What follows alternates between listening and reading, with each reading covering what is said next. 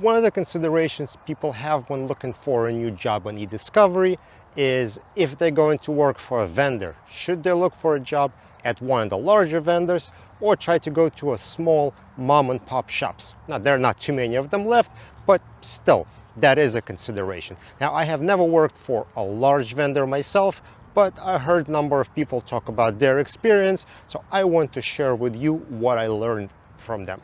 And one of the biggest differences between small and large eDiscovery vendor is how departmentalized things are in that company. So bigger companies, they have a department for each individual task, whether you're going to be copying data to a network, processing, doing productions, or something else. There is a team that is dedicated to a task, which of course makes your job more manageable. So it depends which department you're going to be working in. There is a limited amount of knowledge you need to have in order to successfully perform your job.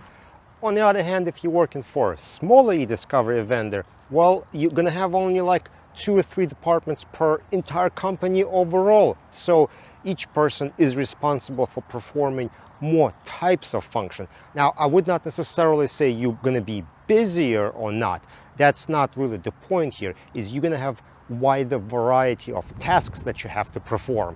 So here's an interesting consideration. Let's take relativity, for example. Let's say you have passed on RCA, right? You studied, you spent years practicing relativity, you know all kinds of stuff, you passed your RCA, and now you get on a job. Well, if you're going to get a job at one of the larger places, you'll be practicing a specific part that department does, right? If that department is in charge of analytics, well, that's all you're going to be doing all day, right? Analytics, analytics, analytics. But you're not going to be practicing anything outside that. So if you're looking to practice a wide range of skills that you have acquired while studying for RCA, well, in a bigger company, you may not be able to do so. Again, you'll be limited to what that department you're assigned to.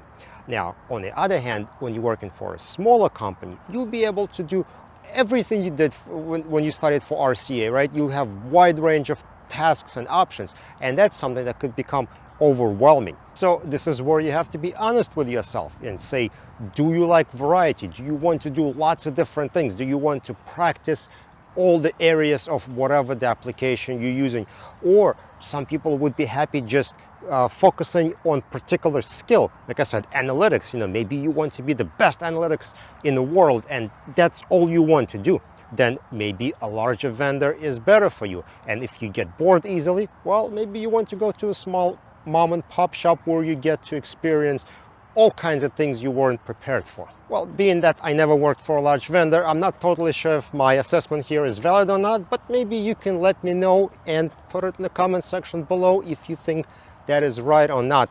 Also, perhaps, what are some other differences between small and large eDiscovery vendors? Thank you for checking out this video. Don't forget to follow on LinkedIn, subscribe on YouTube. I'll see you in another one.